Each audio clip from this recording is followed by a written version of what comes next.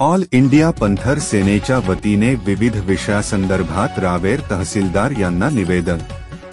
रावेर येथे all India पंथर सेनेच्या वतीने बदलापूरमध्ये चिमुरडीवर झालेल्या बलात्कार या संदर्भात कार्यकारी दंडाधिकारी तहसीलदार यांना निवेदन देण्यात आले। त्या आरोपीला कठोरात कठोर फाशी देण्यात यावी तसेच आदी विषयाचे सुद्धा निवेदन देण्यात आले।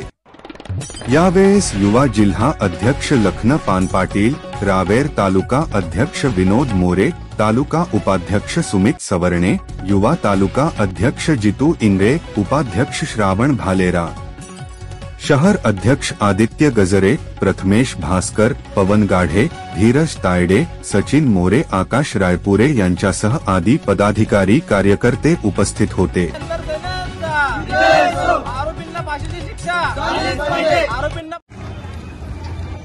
आज आपल्या या रावेर तहसील कार्यालयामध्ये आधी बदलापूरमध्ये जो काही बलात्काराचा चिमुरड्या मुलीवर जो अत्याचार झाला त्याच्या संदर्भात ऑल इंडिया पॅन्थर सेनेच्या वतीनं आमच्या रावेर तालुका